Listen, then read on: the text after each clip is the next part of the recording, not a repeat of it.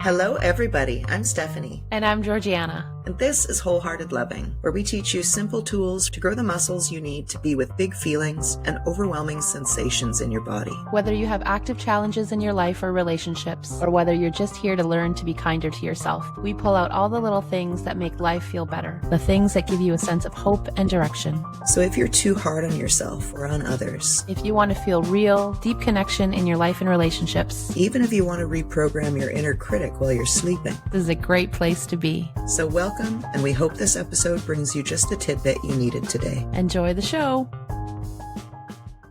Hello, everybody. Welcome. Today we're going to be doing the last episode in our series about shadow work leading up to conscious relationship training, which starts on November 15th.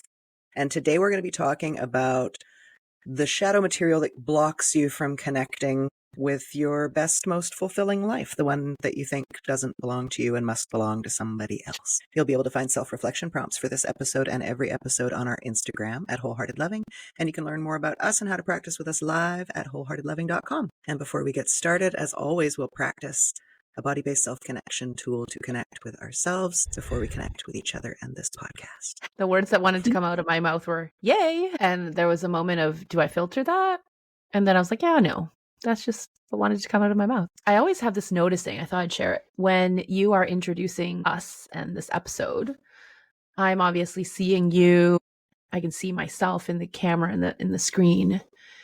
And there's always this sort of fun energy in my body, this excited energy, this energy that has me sort of wiggling or looking around or making faces. Like if you're ever watching us, you'll see that when Stephanie's saying her thing and telling you what we're going to talk about in this episode, I'm usually not like straight-faced and staring at the camera as maybe you might expect or think a professional should. I'm just really feeling into the energy of my body, hearing what Steph is saying and knowing what I'm about to do here with all of you, and that feeling that excited energy in my body. And I just really want to celebrate that, because there would have been a time where I thought, okay, Stephanie's talking. This is serious stuff. I need to look professional. We have a podcast, and there's a certain way you need to look into the camera. Like sort of like what it reminded me of is like newscasters and like how they bring the serious poise and energy and posture. And I'm like, yeah, no, that's just not me and not what I'm about anymore. So I'll look around, my eyes will dart around, my shoulders will move, my face will make funny faces. And that's just me being in the moment. And so maybe it's a little permission giving for you as well to just be you and feel the energy in your body, and don't let people make that wrong.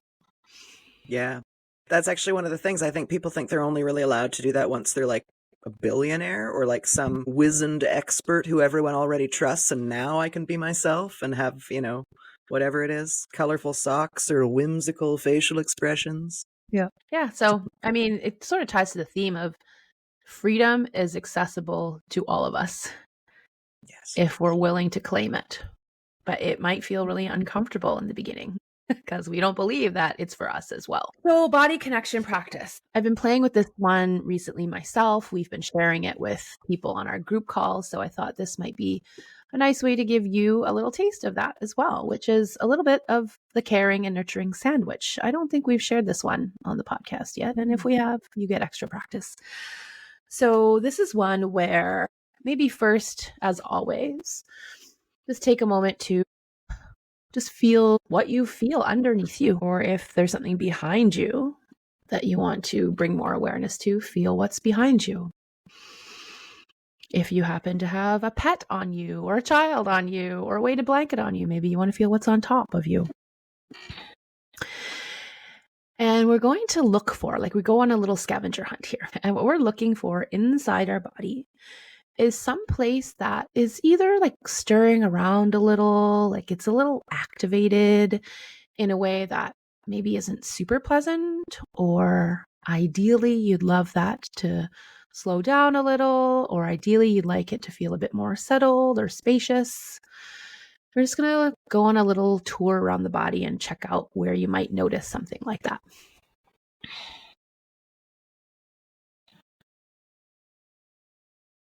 So I actually notice a few spots. So I have different options. I have a little bit of tension in my jaw and runs across the base of my skull. And I have a little jumpiness inside sort of my solar plexus.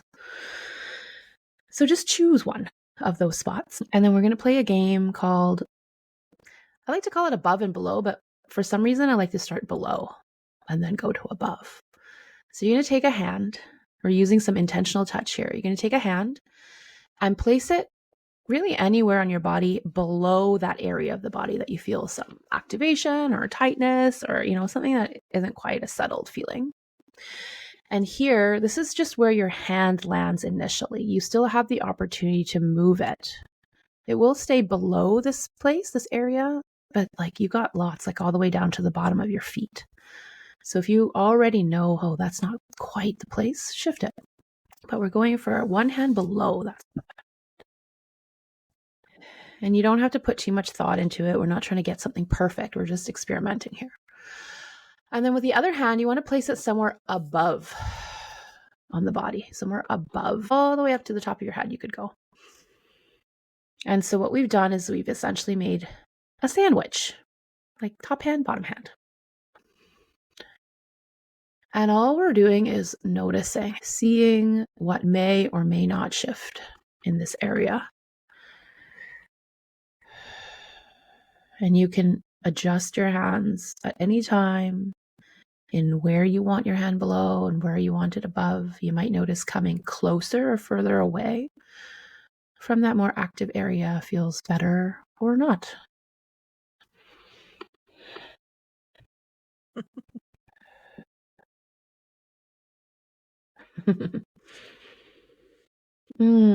Okay, interesting. You might have found a sweet spot. And even then, what you could do is if you tend to not enjoy and savor the sweet spot, maybe you want to hang there for a little longer. But you could also just change up the hands or one hand and see how it affects that sweet spot feeling.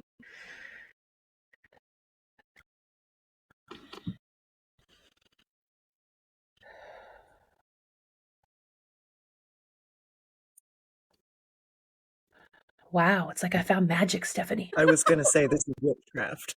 This is witchcraft. Without any negative connotations. It's magic. Yeah. Wow. Yeah. What are you noticing, or what did you notice? Well, as usual, I think I know what I need, and something more subtle is often more helpful. So I'm like, cool, a sandwich. I found the spot. We're making a sandwich. We're wrapping that bread right around the spot. So the spot is heart, solar plexus. Yeah. So I put one hand on my stomach and one hand on my chest. And I was like, What's no, a tight that's sandwich? it's a straight, it's a grilled cheese sandwich. Panini. A panini pressed sandwich, yeah. And I know now the feeling in my body of this is not quite right. And I don't yet know what the solution will be. When you said it could be anywhere down below, I was like, okay, well, there's some spots. You said bottom of the foot, and that felt true. So I tried it. And immediately that felt like the yes. So one hand, bottom of the foot. And then I experimented with some other holds above. And this is where the witchcraft part happened, because they were basically the same holds. It was sort of neck, shoulder, and then crossing my arm across my chest onto the other shoulder, which feels supportive, but it also has my sort of elbow area resting on the meat of the sandwich, the feeling in my solar plexus. So, and that didn't feel right. I wanted that uncovered, but I wanted more connection up top. So I went to this hand holding the same shoulder. So left hand on left shoulder, and actually felt a physical releasing of the sensation in my solar plexus, which just wasn't move the hand 2 inches. It's not the same. Mm-hmm. Right. And what's cool is you had the opportunity or you gave yourself the opportunity to experiment and play. So it's witchcraft, you say, because It's only witchcraft. in witchcraft can we feel a shift in our bodies in a pleasant way quickly. With such a small thing. And I do want to say that all these small things that my body's giving me information about, I was not in the past connected to that at all. I would have been trying all the things you said and feeling nothing and not understanding any messaging from my body. And now I've practiced enough that it gives me very useful, helpful messaging. Yeah. So if you happen to be one of those people who relate to that experience, and I was as well, I realized later in life that I was such a highly sensitive child, such a highly sensitive person. But really, when people would ask me, what do you feel inside? I'd be like, I don't know what you're talking about. I feel nothing. I feel fine. I feel fine. Mhm. I can tell you what I'm thinking, but Mhm. don't feel nothing. And right now I can tell you that I'm aware of so much going on, sometimes just while I'm doing things, but like when I'm bringing intentional awareness, yes, I'm noticing much more than I ever used to. But it's something we practice, is we grow the muscle in noticing. And I got a funny story to tell about that. And it begins with doing things like, can you smush the bottom of your foot into the floor right now?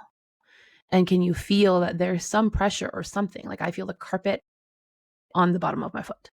And that's it. And if you want to play with a sandwich, play with a sandwich. You might not notice too much yet. That's okay. But can you notice your top hand and how it feels on your body? Or does it feel like there's no hand there? That would be good to notice. Can you notice the bottom hand? If you want to feel that there's a hand there, what could you do with your hands a little bit differently so you might feel that it's there? And like that will be your practice. And just know that when you keep practicing those things that seem completely irrelevant to like having a practice that supports you and being with big feelings in your body, it actually does help. And a story I want to tell about this is I recently, hooray, just finished my very last module of somatic experiencing practitioner training, which is like 3 years long. And the last module is touch. We use touch on other people and we can show people, or I love to show people how to use touch on themselves like this. But we can also use intentional touch where you and I don't physically have to be in the same place, but I could bring my awareness and attention to a spot on your body and have you notice what that feels like in the body to experience that. Anyways, first day, we're practicing putting our hands on other people, other consenting adults. And one of the reflection questions after we practice was, what are your hands noticing? Because we're here practicing to listen with our hands, essentially, when you do touch work. And I find that I'm much more skilled at listening with my brain because that was one of my coping mechanisms in childhood, was to go to the head to make sense of things. So people will say things and I'll be able to pick out a word or a phrasing that when we return to them, I get curious with people about that. And they're like, holy, what? How'd you pick up on that? And that's because I've really honed that way of listening, is hearing nuance in words. But the reflection question was, what are your hands hearing? And I, sometimes like to use humor and a little bit of cheekiness. I said, you know what? I think I noticed that my hands are hard of hearing. My hands are deaf, right? And not to make light of that, if that's, actually what you're going through in life, but that was how it felt for me. Like my hands couldn't hear. And they assured us that's normal, right? It's okay. You're not trying to hear everything that's happening in this body right away. You're just practicing. You're just practicing making contact. And even the awareness that you feel like your hands are hard of hearing, that is an awareness. And surely over the course of a week, practicing every day, like, oh, they hear something. Oh, they hear something else. And it was just so neat. So if you think and experience that you don't hear the messages in your body, you don't notice what's happening, let that be okay. You're not messed up. That will come with practice. You're learning. Yeah. So we practiced the sandwich. So it was once, Stephanie, a very tightly pressed down grilled cheese, not just a grilled cheese on a pan, like a panini grilled cheese, like squished. And you notice giving yourself a little bit more space with the hands allowed something to shift and soften. Boy, Yes. and does that make sense when I transpose that onto like my experience growing up? Like, give me some space. The sandwich is so spaced out, the ingredients are still at the grocery store in their respective aisles. I need a minute, I need a minute. You need to gather the things, right? And so just 45 years. Just 45. And what we're doing here is we're playing with this concept, like through touch, of a container. Like how tight and small and narrow is your container, and how wide and spacious is it? And how do we play with that? That gives our body that just right amount of room for this moment to feel a little bit more here with what's here, a little bit more okay feeling what's here. And often when we're a little bit more okay with feeling what's here, like things begin to shift. And so your hands are like literally creating a type of container to hold what might feel uncomfortable that's inside. And what that reminds me of is when young children or babies are having a hard time, we pick them up. And, they've done lots of research to show that, we can be deprived of food and water and all these things, and we will somehow make it, right? Or we can survive quite a long time without some of those things. But without touch, human beings don't survive. And so if you think about a child or a baby who's tended to decently, fairly well, when they're having a hard time, they're being picked up, scooped up, and held. So generally what they're feeling is they're feeling something behind them and something in front of them. And just that's generally how we hold babies, right? So they feel touch behind and in front, maybe on their head. Maybe we hold their feet, right? We hold their butt and we sort of cradle them. And so we're creating an above and below for them of the inside stuff that's feeling hard. And then they get to release that tension and they get to release that emotion. And then they're settled and they're okay again. So we're essentially playing that game, but with ourselves, with our own bodies. And it doesn't require us to pick up our own human selves off the ground, right? Thank goodness. Yeah. Thank goodness. Yeah. So we've been calling somebody on one of our calls called it, I think, a nurture and care sandwich, because I think I was just calling a sandwich. And they added that sweet element to it. Yeah, that's lovely. Yeah. Yes. I want to contrast with sometimes we play with adding nurturing touch to the spot itself that is feeling a bit activated. That's just another way of accessing connection to ourselves and soothing. Sometimes we try to bring awareness to a place that feels completely different, right? It has a different sensation than the one that feels hard to be with. So as you can see, there's just so many ways, which is great news. It means you have lots of options. Yeah. So the invitation is to play, explore. I remember a time where that would not have felt like great news to me. We've been like, no, I just need to understand the way. Can you just tell me the way? Like, what's the way that will work for me? Because I can't with all this extra stuff. Yes. Yes. And that, I think, is a symptom of not knowing myself and being quite uncomfortable with myself at that time. The room to play felt uncomfortable. I needed more directed focus to, put me on a path that I felt I could navigate.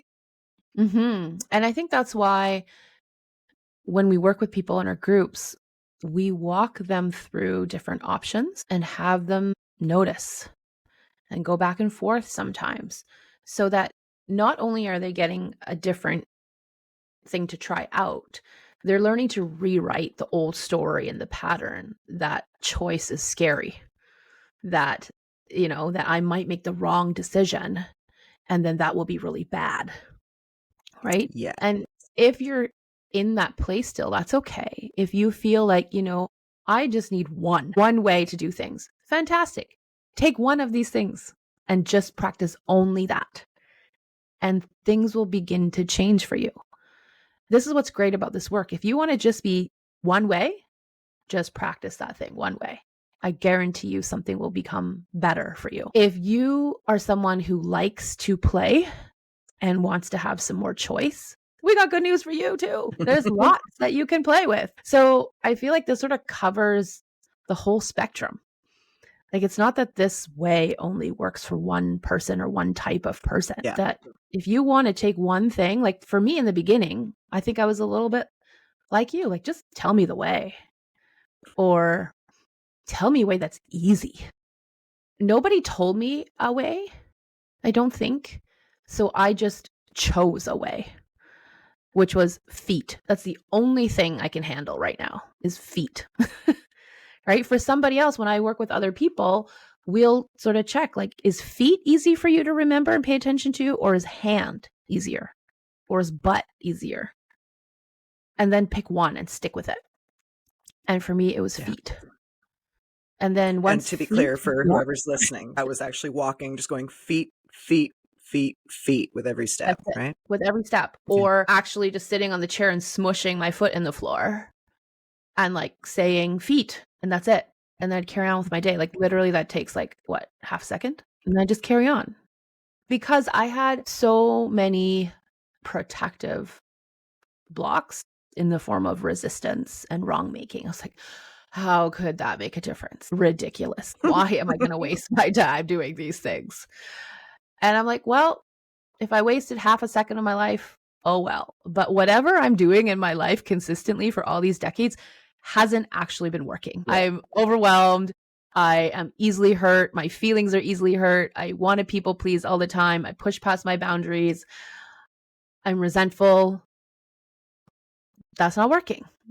So why not try something as simple and as quick as that? That doesn't seem to be causing me or anyone else any harm. I'm open.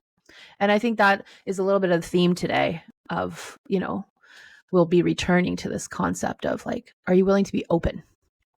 And it doesn't have to be 100% open. Like, are you willing to be like a tiny crack open? 5% open. I wouldn't even describe, like, technically what I was open, but it wasn't because I felt like I was open and willing. I felt unhappy. I had all those experiences you just described, being, unhappy in relationships, really quick to be overtaken by emotions, all that kind of stuff. But I couldn't identify those. I just vaguely knew I was unhappy with my boyfriend. Like, that's all I knew. I was just straight up trying to punish him by making him get on board with whatever I thought was true. And paired with that, I had this beautiful feeling that I was bad and wrong and everybody else knew more than I did. So even though I was saying, wow, these exercises seem stupid and pointless and ridiculous, they must know better than I do. So I'll just try it. And that's not a set of feelings I would recommend people try on. And if you find yourself in that position, it can really be co-opted in a useful way to grow. Yes, use whatever your gateway is, whatever gets you started. As long as it's not causing you harm or anyone else harm, you're already running the pattern of other people know better than me. Why not use that pattern in a way that could possibly serve you well? Yay. Thank goodness I did. Yeah. Thank goodness. Yeah.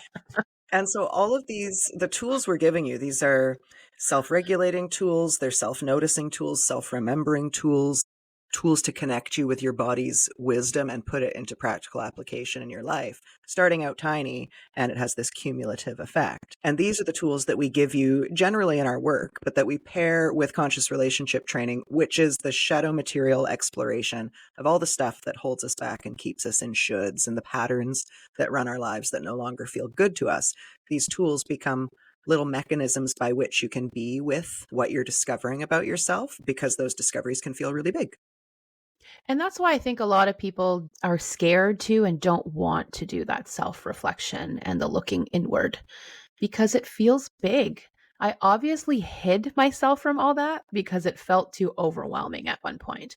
It obviously was easier to blame the job I don't like or the partner who's being annoying or the children who are young as the source of my problems, because as much as those don't feel great, they don't create as uncomfortable of a charge inside my body and my brain than looking at my own stuff and how I might be creating more misery for myself than needed and necessary. And this is where I think it gets a little tricky sometimes. People might say, well, I already look at my own stuff. I want to put out the challenge that might not be what you're doing. You might just be crapping on yourself.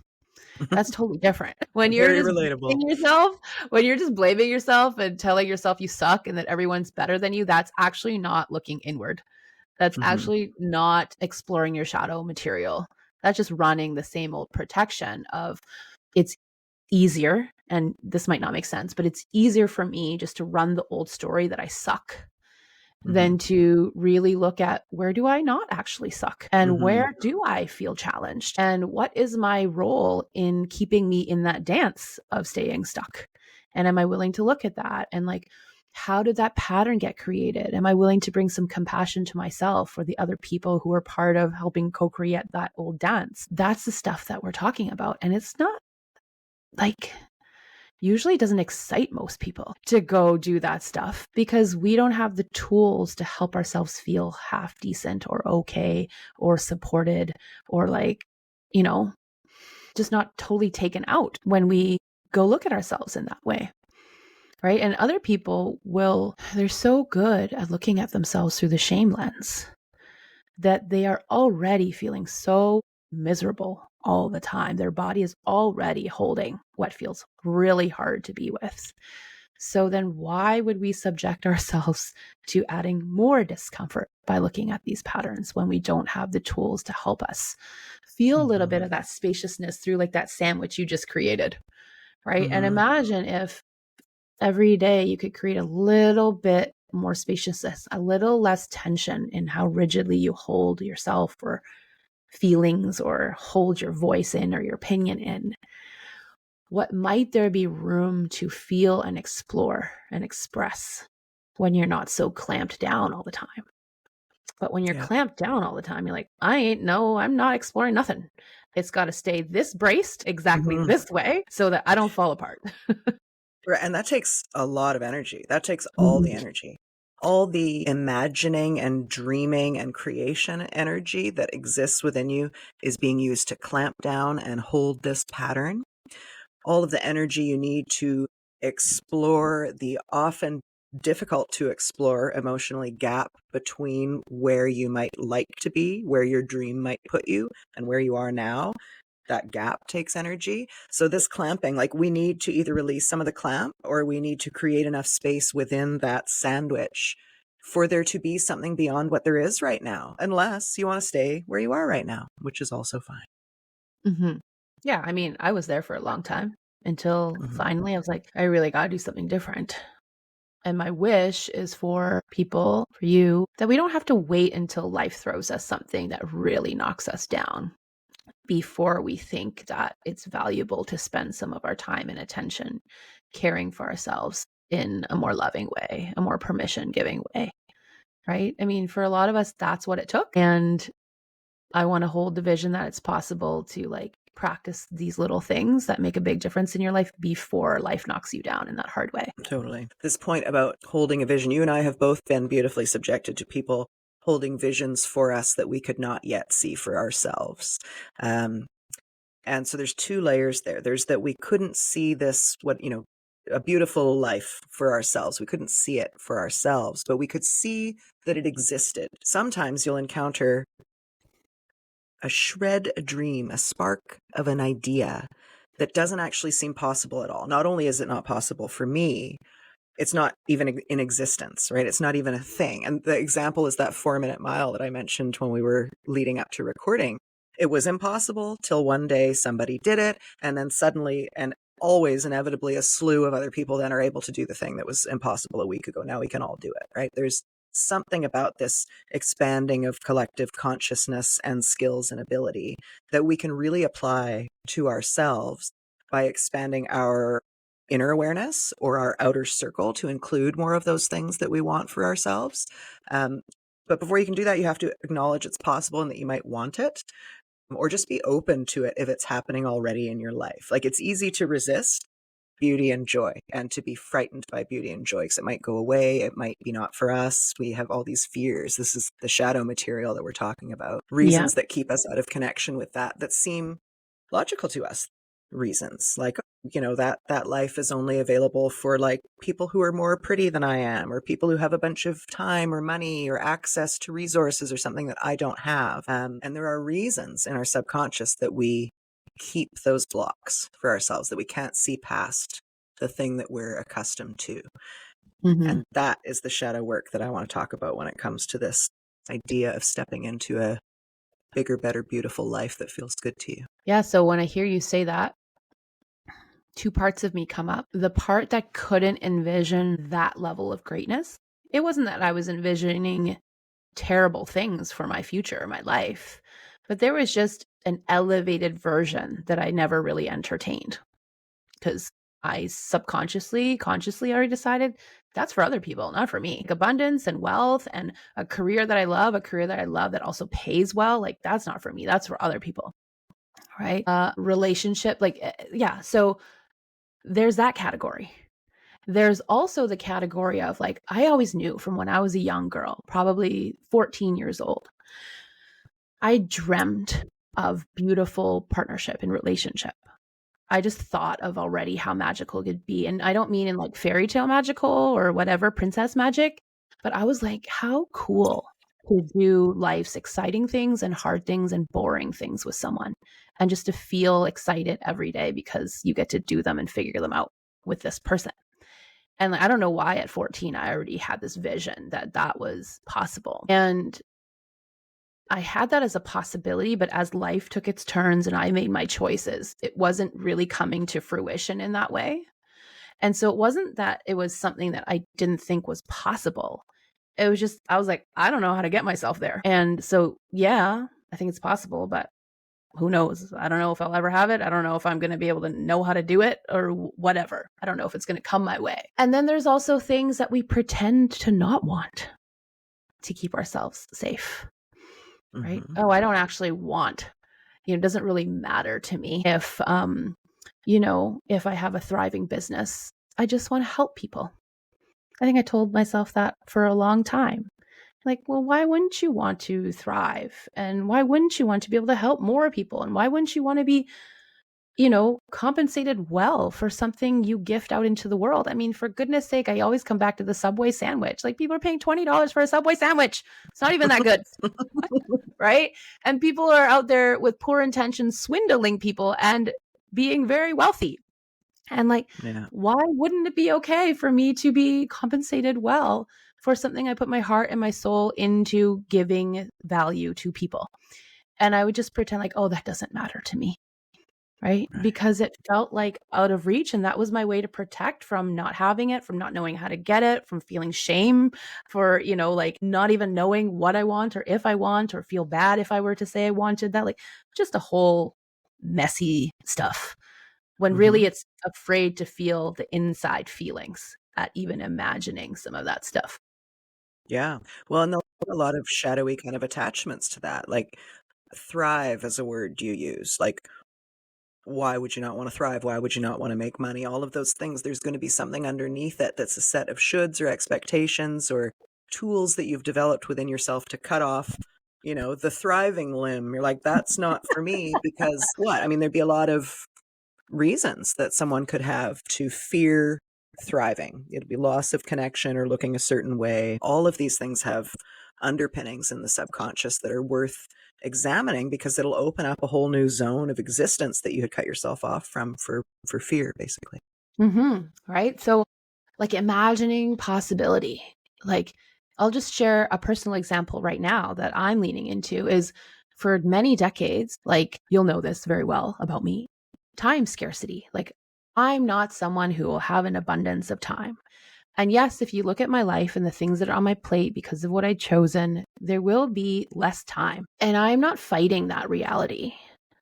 But what I know is that for, the decades prior to this, it never occurred to me that I could live a life that felt spacious. What? Why did that not apply to me as a possibility? It just never occurred to me that that's just for other people. And now I'm exploring, how can I have the things that matter to me? I want to parent in a certain way. I want to have a certain kind of relationship. I want to serve my clients in a certain way. I want to take care of myself in a certain way. All of that's going to take time. And how can my life feel a bit more spacious while I hold those things as a priority in my life? Never occurred to me that those could go together, right? But I know that you have held that vision for me. And I know it in moments where Steph used to call me and we would, she'd say, hey, let's run this workshop or let's plan a few calls. Can you look at your calendar and see when we might be able to schedule those in? And Steph, do you remember? I would just be frantically flipping the pages. Yes, of my I would wait. agenda. I'd be like, now comes the sound of paper flipping. Because the part of me that really wanted to do the thing and really wanted to please her and really wanted to and not even please her from this codependent way, but I just really wanted to create magic with you and having to face the reality that yeah, those few weeks won't be the thing. Let's flip a little further. Or you'd be like, let's revisit that later. Right? Because you held the vision and you would say, I hold the vision. I maybe not with those words, but you held the vision. I knew you were holding the vision for me for a life where my calendar felt more spacious. And I have to say, my calendar is still very full, but something has happened in the last year or two where there's more order to it. There's more intentionality to it. There's more, I'm thinking more of how I can be intentional about how I plan so that my body and mind get to experience more spaciousness. Now, if Steph maybe never would have pointed that out to me, oh, she's like, oh, here come the pages flipping. Because I think when you first said that, I would start laughing. I was like what? Because I wasn't really aware that that's not how people live. And, it's like, oh, you mean it could be different? Like I could look at my planner and not feel this activated panic and like, oh my gosh, I'm going to fit it in. Where am I going to fit it in? I can fit it in. I'm very good at fitting it in. Like, you mean I could just flip slowly and just tell Steph, there won't be time for that for another 6 to 8 weeks. Yeah. Right. Whereas before it was like, I'm going to make it work. So Yeah. I thank you for holding that vision for me. And, there's also Shlina who's held a vision for me. Years ago, she said to me, what would be like your dream way of working? What would light you up? My kids were young at this time. I was working at a nonprofit doing work that I loved as a parent support counselor, but it didn't really give me the freedom that I would want to be with my kids. It didn't really give me the flexibility that I wanted. I was very, I'd say, contained by government funding and all the rules and red tape that surround that and who I could help and what I could do. And when Shalina asked me that question, I think I out loud laughed at her or like inside laughed. I'm like, why are you even asking me this question? What do you mean? What's my ideal? What would light me up in terms of work? What? Who's lit up? Like Because what? that's Like, impossible. Yeah. yeah. Right. And like I already felt, and this is another I think we come across is I was already grateful. I Mm. knew I was already in a position that is somewhat rare in this world where I got to do work I enjoyed and loved and was good at and was contributing to the good of the world. So like there was this like contentedness and gratitude. And this is where I think it's important to be careful of how being content and having gratitude for where you are protects us and cuts us off from dreaming to that next level, right? Yeah. That is maybe even more aligned to our deeper desires. And so the idea that my career life could feel more vibrant, more fulfilling, I'd feel more lit up, I'd feel more free, feel more energy, like unheard of. Why are you even asking me the question? And what for? Because how is that going to happen? And I think I just appeased her because I respected her and I valued her friendship. And, I answered her question like a little bit reluctantly and with a little bit of challenge because I'm like, I'd never let myself go to that place in dreaming. So I had to really think about that. And I was like, well, I guess I would like to have some flexibility to be with my kids when they needed me. I'd love to, like, even saying this, I'd love to work from home where I get to help people and do what I love and what I'm good at. The saying, like, I'd love to work from home, like, this is essentially saying I am not someone's employee, right? Because, like, at that time, this was way before COVID. It was not like a thing to be someone's employee and work from home, really. Right. So I guess somewhere in there, it'd been like, I want to work in a way that's really completely up to me. But that even felt too scary and gross to say out loud. And I said those things out loud. And she's like, okay, Wait. great. What was the scary gross part? What was, because that's the shadow Okay. material. The scary gross part was that would mean, at least at that time in my frame of reference, that would mean I would be self-employed. That would mean I would believe in myself enough that I could thrive as someone who's self-employed. I could believe in the value of my work enough that people would pay me to help them. I have had these two contrasting experiences with money and work up until that point in my life, where I either sold my soul and worked in corporate and did something I was really good at because of work ethic and paid me really well, and it killed my soul. Or I could do work that I loved and be paid relatively Right. little for a Yeah. nonprofit, doing work that I was so passionate about that I knew was making such a big difference in the world. And those were the only two options. The Right. idea of being This is a super key, right? If you see only two options or no options, know that there's limiting beliefs going on. Like if you don't see 1 million options, you're limited. yeah, there were no 1 million options. And I would say if you only see two options or no options, you see no options because the two Yeah. options are not really options. No, yeah, if it's only two options, it's a dilemma. It has to be at least three things to be an option. Yeah. So, this idea that I could, as a single mom, support myself through being such a stand for what I do out there in the world, that I didn't need to. This is not how everyone's going to experience employment, but I knew that I was using it as a crutch, that I didn't have an employer to hide behind. Right? That was a And really then, scary thing. yeah. And so what you described a moment ago, you framed it in very positive ways. If you were not an employee, that would mean that you had developed a new set of skills, basically, and missing those skills, or acknowledge a set of skills that you already actually had, but didn't realize you had, maybe. Was it the Yes. opposite that you felt? Did you feel that you didn't bring enough value to have your own practice and you weren't worth people paying their hard-earned money for? Yeah, like I'll tell you all my shadow thoughts, no, maybe not all, that related to that. It was, why would someone pay me when I don't have the letters behind my name? Because all my friends and who I worked with, they all had the typical RCC letters behind their names. They all studied here. I studied in the Netherlands. My program was excellent. I have friends who I worked with who all did their masters here. And this is not shading against the masters here, anybody's education, but this just showed my shadow stuff and my old limiting beliefs that I held of myself. Like my friends would be like, you are so skilled at what you do. You are more skilled than many of our instructors and our professors. Like, do you realize that? And like, that was very hard for me to receive and let land, because in my world, it was, you either, the letters are what proves that you are good at what you do, that you provide value.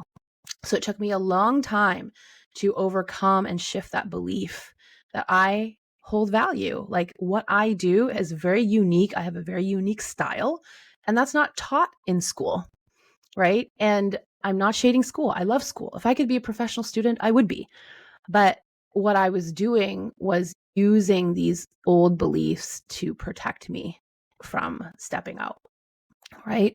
It was another belief that if people can go see a counselor and have it covered by their medical insurance, by so Right. many people who have RCCs and are covered by medical, why would they pay out of pocket to come see me? And that took me a long time to recognize. There's an abundance of people who do not care about letters. They care about, are you good at what you do? Do I feel a connection with you? Do I feel your presence here? Do I feel you get me? Do I feel that what you teach me is something that I can easily apply into my life and make a change in it? And that happened all the time, over and over. I remember working at the nonprofit, and at the time, how it operated was any child, any parent living in a certain demographic area that was funded by the government with a child 5 or under got free parenting support. And within parenting support is often like support for yourself as a human being, because the better you are supported in yourself, the better of a parent you can be. And so I'd be in there in session with people, and they would tell me, I have lots of extended medical coverage, thousands of dollars, in fact. And I have also just paid $300 and something to see a psychologist and a this and a that and whatever. And again, I'm not shading any of these professions, but I'm just highlighting how narrow my own view of self was at the time. And they would say, but it's here on this couch in this tiny room of the basement of the nonprofit where I feel most seen and I get most value. And so that's why I'm here. That's why I still come here, even though my benefits cover all that other stuff. Right. And a lot of the work that I do with people is with people who have gone to see every type of counselor, psychologist, everything under the sun. And often they'll actually say, I did great work with them. Yet something feels different and magical about what we do here together that no one has ever taught me before. And it took me a long time to really see that that possibility is there for me. It was not something I imagined. I always thought, I better do my master's from a fear-based place. Like I said, I love studying. I would love to do a master's. If someone wanted to just give me lots of money to spend on education and then give me the time and space where I could be a really present mother and be great with my clients and my work and do that, I'd do it all in a heartbeat. But why I didn't want to do my master's at the time was because I know it would be completely from a fear-based place. And I don't want to keep perpetuating that pattern, right? Good. If I ever choose to do it, it will be from an empowered place, a grounded place of, I really want to do this for me. I think there's Yeah. value in it for me. It excites me to learn in that way in this setting. But that day hasn't come yet. I rather spend my money and time on other trainings that I think will complement what I do in a way that lights me up more right now than going to do my master's. Yeah. I thought that I valued the letters. I thought I ran the same program everybody was running, but it was in conscious relationship training that I discovered, shit, the thing that I think, I don't actually think at all. And how will I rewrite this story to fit into my life? So it was a question about education, and it was maybe a dyad about judgments or something, a clearing with another person who was a very educated person and identified with that. So they were telling me about how they felt better than everybody in the room, which was like the exercise, like why are you better than everybody here kind of thing, because I've got 2 degrees and I use the degrees every day and blah blah blah blah blah. And I noticed my thought pattern just thinking about all the restrictions that this person must face because of licensing bodies and whatever. And what I eventually uncovered there is that at some point when I was a kid, my grandma, who I respect tremendously and is also an incredibly educated woman, I remember her, I mentioned a doctor of something or other, and she went, just because they're a doctor doesn't mean they're not an idiot.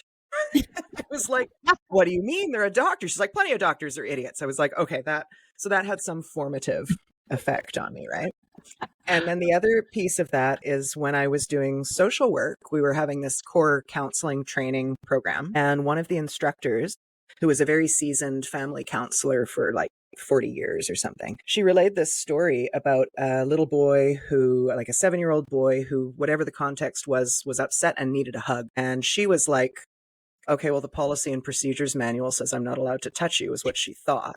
And then she was like, connecting with my human heart, could I look myself in the mirror tomorrow knowing that I hadn't given this boy a hug when he needed it because of potential liability issues? She's like, no, I'm giving the kid a hug. And that was one piece of several growing pieces over my 10 or whatever years working with large nonprofits, that those licensings and regulations are really limiting in what you can do with your heart and connecting with people. So I just kind of wrote the whole thing off. I was like, actually, I think all this is dumb. I think you can learn all this stuff. And I think when I see letters after somebody's name, I'm like, ooh, good for you. Like, it's not a healthy response, but it's partly true. Shadow in a different way. Yeah, you shadow in a different way, but also so neat that we can all be operating in the same circles and having these completely different approaches to the same thing and, still love each other and get along. Yes, right? And like, circling back to the story of Shalina and what she asked me would be my ideal sort of setup with work. I answered the question. And then I had a little chuckle. And then she said, okay, we'll make that happen. I had no idea what that meant.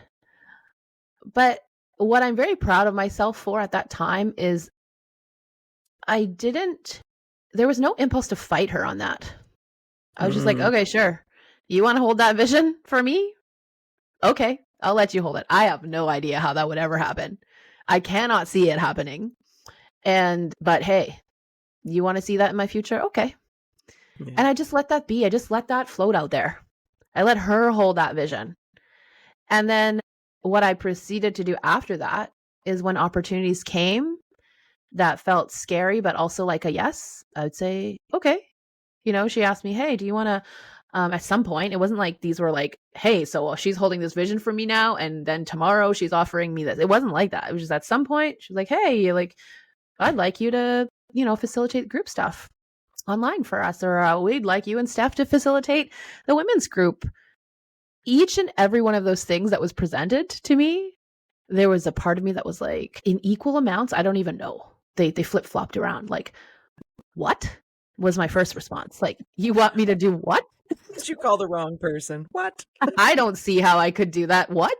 And then there was the yes, the inside part that was excited to say, yes, I want to take this on. And then there was the part that was like, I'll figure it out. Like, I will figure it out. Like, I was always honoring those 3 parts and never stopping at the, what do you mean? Of course not. I'm not going to do that. I would just be like, what do you mean? And then, okay, my curiosity and my excitement says yes. And the part that says, but how, says, we'll figure it out. What I see, and I think you see this with people we work with, is they stay with the what? Me? Of course not me. And they just hang out there Or even harder for us, they combine that plus the but how. And they don't spend any time on the I'm curious about that, or I'm excited Thank about you. that, or Yeah. the I guess I'll have to figure that out. And so most of us are conditioned to just hang out in the who, me? Of course not. And how the heck would that even work? I can't, like I don't know how. So that's it, off the table. And I think I'm really proud of myself for not pushing any of these things off the table. Right. And I'm not saying Yeah. don't ever push anything off the table, because some things will just not be right for you or not the right time for you. And those need to be pushed off to the table or off to the side or thrown back at the person. Right. If that's not for me. But it was really good for me. Right. And I've had that when I was in the Netherlands. Like, actually, this repeated so many times. I had my like dream internship that, again, I didn't even imagine was possible, but that's another story for another day, how I got it. My dream internship, where I was not qualified technically for that based on letters and paperwork and all the things. This was in the Netherlands. I didn't even speak the language fluently. And then at some point, partway through my internship, they said, there's a job opening for this position. We think you should apply for it. What? I was like, first of all, I'm still an intern here. I haven't even finished my degree. Secondly, even when I finished my degree, I'm still not qualified for this job. And my supervisor said to me, if we didn't think you could do it, we wouldn't ask you. And I was like, okay. And again, that was a moment of letting someone else hold a vision for me that I could not see yet as a possibility, and not pushing it off the table and letting it sit long enough to see, oh, is there some curiosity and excitement there? Is there some part of me that says, I've figured out a lot of stuff in my life. I could probably figure this out. And I have good people here who want to help me figure this out, who believe that I'm capable of this. Let's not pretend I have to do this all by myself. Yeah. So And those let's are not big pretend we moments. need all the answers. Like if somebody comes at you with something, an opportunity that feels good or interesting or like, what? But there's big energy there. And if you don't immediately know how you would undertake all of that, oh, yes, I'm interested. And here's an entire list of how I'm going to accomplish it. What about just staying in the place of, oh, this is interesting. I feel energy for this. I feel interested in this. Like often we don't need to say more than that. We think we need to give them the whole laundry list of how we're going to do it, but that can also emerge. And a huge amount of shadow work is holding space for things to emerge instead of engaging in our anxious, regular patterns of how we, knock things off the table or keep them too close. There's a lot of important exploration there. And I want to say, so you're describing inner limitations, like limitations to do with your own awareness. But there's also all these external limitations. And this, like, I'm thinking about that class in high school where they tell you what kind of job you should maybe do in the future. And I remember they send you off and have you look up this giant book that contains the list of all the jobs. And with my, like, whatever 16-year-old brain at the time, I'm like, this is a book of all the jobs. Like it's called like the book of all the jobs. I'm like, this is all the jobs that exist. Of course not. This is all the jobs that exist in this book. And because you're explaining to me that these are the jobs, that's all I'm ever going to think, right? So there's more than what we think is my point. And our external limitations are blown open by exposure. So I knew a woman who was posed the same question. What would be your dream job scenario? And we've heard your answer, so we can kind of imagine that there's a lot you could imagine to do with that. But her limitations were such that she was like, I just really want to be a receptionist. And it was like, I think someone reiterated, no, you can be anything. Like, what would be your dream job? And she's like, yeah, receptionist. And partly that was her design. That's how she is. And it wouldn't have occurred to her that like you could be a receptionist at a particular place, with particular people in a particular setting with hours that feel good to you. Like there's lots of nuance within this very limited scope you're describing, but there's also a way larger scope than what you're describing. So if you're just running circles in your regular everyday pattern that's feeling bad to you, and you're having your inner limitations that keep you there, and possibly you're having these outer limitations that prevent you from seeing outward, those are two of the streams. But there's this third stream that contains a lot of emotional charge, and it's the gap between here and there. So maybe you have a big dream, or maybe you're afraid to look at the big dream because the amount of energy that's keeping you in your little circuit where you are, it's taking up all your energy, it's taking up all your emotional charge. And there might be quite a lot of emotional content in between why you're where you are and why you're either afraid to or unable to see the bigger thing that you want or take steps toward it. Yes. And like, I think this circles back to the importance of these tools to help us be with big feelings, right? Because if you don't have these tools, like, how are you going to navigate that? It makes sense that you haven't been looking in that direction, right? When I think back to, if I go back to this belief that why would somebody pay to work with me when I don't have the letters? Or why would someone pay to work with me when they have to pay out of pocket? I'm reminded of our friend Jordan. And he was someone who I looked towards, like him and lots of people in our community that I looked towards. They had I don't want to use the word luck. They just lived in a different reality than people in your and my sort of generation in terms of age. They're younger than us, more in that entrepreneurial space mindset, further from our parents' mindset that if you're going to be good at something, you have to have all these letters behind your name, right? I feel like we got caught in between these two generations. And I remember looking at Jordan and like looking at his website and looking at how much money he charged. And no people are getting his services covered under extended medical. He also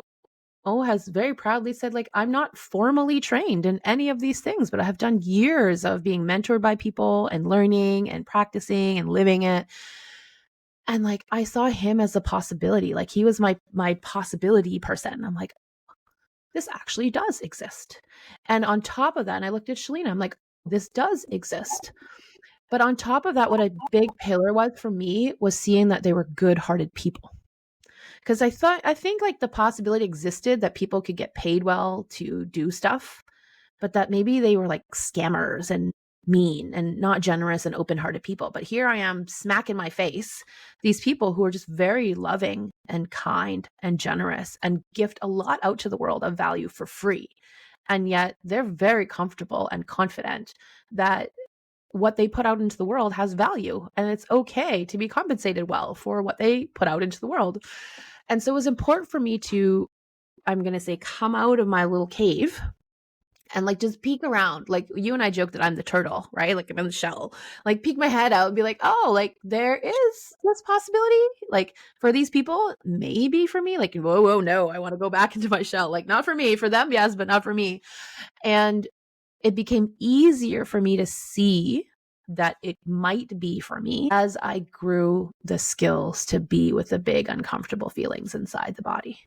Because like you said, if I'm looking at Jordan or Shalina or any of these people who are doing the thing I do not deem yet possible for myself, my old perfectionistic, I should self would have said, well, why are you not like them? Why can't you do that thing? They can do that thing. So obviously something sucks about you that you are struggling to do that thing or struggling to even believe you can do that thing. And then all the shame comes up and all the restriction of shame comes up. Like, who wants to feel that? Right. So we're saying it's important for you to find people who hold a vision for you. And then not fight that. Just let it be. Just let it float out there. And then it's important for you to like be willing to peek out to see, where has this been done before? Who has run the 4-minute mile before, right? Or whatever the minute is in the mile. I don't actually know. And then, have I been practicing growing these practices to help my body be with what's uncomfortable when I look at people in these places I am not quite at yet? And like, when you don't put all those pieces together, it's very hard. It makes total sense to just stay in that comfortable, uncomfortable place of not really loving your life or just being content and grateful. Right. And there's nothing wrong with content and grateful. That's not what I'm saying. But I'm saying you may have another layer that would really light you up if you weren't held back by fear. Yeah. It's a new dimension. Like, if you're in your little circuit and your little pattern and that's what feels good to you, great. There's nothing left to change. But if you feel expansion, if you feel there's a new dimension to step into and that feels scary or impossible, sure, it's scary and it's not impossible. And there's a lot of little practical tools you can use to support you to get there and to expand that dimension with you. Like, the universe joins you in this expansion. You're not alone in it with no tools to help you get there. Yeah. Yeah. So, is there anything that comes to your mind in terms of a closing practice that might help us step into possibility space, like float in possibility space without needing it to move in any particular direction? Yes, there's 2 options, and I'm going to present them to you. It could be clouds or teacups. What would you like? Teacup, please. Teacups. Okay. Yeah. So then what we'll do is we'll find some sturdiness within our body because we're going to dance with some teacups. And if you were dancing with teacups, it's good that some part of your body feels some sturdiness because you need to balance your teacups. I mean, if you want to let your teacups come crashing down, that's okay. But anyways, you can find some sturdiness. I feel myself on the chair. And then you can choose whether you just have one platter for your teacup, which is one hand, or if you want to get really wild, you could have 2 platters and 2 teacups. Going for 2. You're going for 2. I'll go for 1. Yep. Are you, maybe I'm premature here, you're going to tell me, but are these platters with multiple teacups on them? No, it's just like one delicate teacup in one hand. Is It it doesn't on even a have to be saucer? a platter. Yes, it's on a saucer. I mean, if you don't want it to be on a saucer, it's really your choice. Okay. It could be an IKEA cup, plastic cup if you want, but it could also be a really like fine china kind of teacup. Really your choice. Okay. But what this is a vision for yourself, whether it's one you already hold for yourself or one that someone has mentioned holding for you or someone sees as possibility for you, and just see if you're willing to have that as a little teacup on your hand. And you get to sort of move them around. Like they don't have to be yours yet. They don't have to be your vision yet. And you get to move them far away, up and down, or down low, or nice and close. And you get to feel what that's like to have this vision that's just in the palm of your hand that like you don't have to do anything with. You don't have to believe it yet. You don't have to smash it on the ground if you don't want to. You may never do anything with it if you choose not to, but it's just there. It's just around.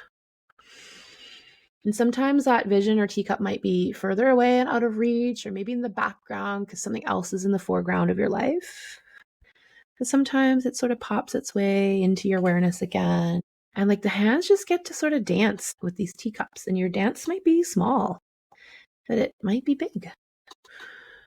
And if your teacup and your hands are very close to you, maybe notice what it's like to have them go a little farther away and bringing them back. But if they're like way out far, maybe you want to bring them a little closer.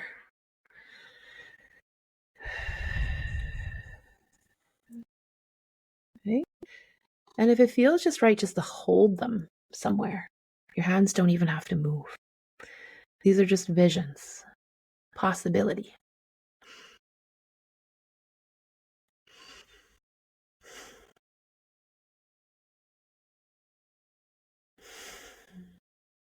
Dude. Please say more. Now I'm curious. Anytime someone says dude after a body connection practice, and like my ears like, woo, what? These are always, I mean, I think I'm prone to self-discovery, but it's always neat how much is in one of these. So I had 2 cups. I realized one was my mother's vision for me, which very quickly went from being near my shoulder to way out there. It was like, get it over there. And then I sort of felt into it. So wait, to balance that, I brought in Shalina's vision for me, and it felt so nice. And like I get all sparkly feeling and like possibility without pressure and just lovely hopes and dreams for me for love. As I think the vision she's mostly holding consciously for me. Mm-hmm. And my hand just kind of came closer and it felt so nice. Aww. Which is interesting because there's a time where I would have been like I would have had the most sarcastic, discompassionate response to that and been like, it wouldn't even have entered my hand. And then from that space, I went back to the mum hand that was way out here. And I realized, well, at root, her vision for me is happiness and like security. Mm. I also, that feels nice, but it's often wrapped up in the how, all those things strategy. That we're saying. Yes. The strategy, the things that actually separate us from our dreams, those things. So it was nice to be able to feel that. And that this tiny activity becomes part of my integration, right? Like that small noticing is something that, the next time mom gets in a swirl about how, I can just connect with the part of her vision for me that I also identify with, I think this is a great one. I think it does require a certain level of shadow work and forgiveness work for ourselves and our parents to be able to really have the felt sense of what is her vision or what is their vision for me beneath their strategy, beneath their particular words and how they phrase it, which is they want goodness for me, right? For a lot of people, like I can't unfortunately say for everyone that that's what your parent wants for you, but I'd say for the majority of people, even if your parents seem or are very unskilled at showing their care and what they envision for you in a way that feels supportive, oftentimes they do want goodness for us. But like there's just so much in between where it makes sense that we either want to hold that vision so far away from our awareness, or like you said, swat it out of their hand, of our hand. Don't even touch it, right? I want nothing to do with your vision and what you think I should do with my life. And I think also this shows the gateway, and how the gateway I think is so personal, day to day, person to person, is that you saw, hey, if I tried to feel my mom's vision for me and bring that teacup close and sort of just force it because I think I should just sit with the vision my mom has for me, your body would have shown a certain level of resistance, which it was already. And you not honoring that is a message to your system. That's going to activate your system because your system's like, but wait, like this doesn't feel right. Why are you forcing it on me? But the cool 40 thing is, years, Gigi, 40 years. you mean not like 15 seconds of playing with teacups in your hands? 40 years. No. Okay, great. Yeah, I know that life. But you said, well, let me be with someone else's vision for me that's easier for me to be with, that feels a little softer to be with. It might still be a little like, ooh, I don't know, but it feels easier than this other one. As your system, your body got to settle a little bit in how pleasant that vision was, the one that feels easier to connect to, there was more resourcing on board in your system to be able to let the vision of your mom come a little closer, and for you to see beneath her strategy and beneath her words, to see that the essence is actually very similar, right? It has similarities to the one that Shalina has for you, but also has similarities and parallels to what you want for yourself anyways. And like, notice when you honor that resistance, but you didn't shut it down and make it a total no. You just went to something else first that feels more soothing and more approachable and easier to be with. And then you got curious about, well, how do I feel now about this other one that I felt resistant to earlier? There's actually some opening, right? Sometimes you might be curious about that first thing and you realize, no, it's still a no. And that's okay. This is a totally different pattern to take, right? Than forcing ourselves to take on something that doesn't feel right, or completely banishing it because it doesn't feel right. Yeah, we're not noticing that any of it's happening and just being low level unhappy for the rest of your life. Yeah. So we're holding the vision for you that all the areas in your life, and whoa, maybe that's hard to hear, could feel vibrant and fulfilling if that is something important to you. Could feel aligned and light you up and get you curious and excited, right? That's the vision that I want to hold for you.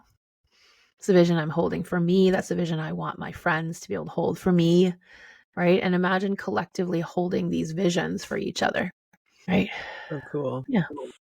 And it's possible. We've seen hundreds or thousands of people go from what, who, me, no, not possible, to this is nice. Like, yeah, we can just do it. And what I love about this work is people who were in our women's groups years ago, where feeling their butt on the floor was hard, like hard stuff, not hard as in it was actually hard to do, but like new hard, like it wasn't part of the conditioning. And we held a vision for them for what was possible. And now they're holding the vision for other people of what is possible. And like, that is the coolest thing, to be able to see it ripple out continuously. Right? So that lights me up. Me too. Mm-hmm. We talked about allowing other people to hold vision for us, and sometimes they're the ones presenting a vision they're holding for us. But I also wanted to highlight this. It's also okay and allowed and encouraged to ask someone to hold a vision for you. Like, because maybe you're like, I can't really see it yet, but I know you love me and you care about me. And one thing that you could support me with is holding this vision for me. Are you willing to hold this vision for me? that one day I might get to experience this in my life, in my career, in my parenting, in my relationship, right? In my home, in how I feel about myself or in my body. Could you hold that vision for me while I can't quite see it yet as a reality or a possibility? And Yeah. I bet you there are lots of people in your life who would feel honored to hold a vision for you. Yeah. So try it out. Yeah. Thanks, Mhm. Gigi. That's very sweet. I think we could talk about this forever, We could. at least for 10 weeks, because that's how long Oh, CRT is. yes. But we'll cut it off for now because we're at like an hour and 20 minutes. Thank you for this today. And thank you, everyone, for being with us. As always, please do like, follow, and subscribe. And if anything we've said here today has been helpful for you, please share with somebody that you care about. And if conscious relationship training or the things we're describing in life feel interesting to you, visit our website, wholeheartedloving.com/CRT, and you can learn all about conscious relationship training. It's 10 weeks, Saturday mornings Pacific from 10 a.m. to 1 p.m., 3 hours a week for 10 weeks starting November 15th. And And we're it'll going to change your life. practice great stuff. So much fun stuff. Yeah, So I'm excited. I can't wait. me too. Okay, thank you guys. See you next time. Bye. Cool.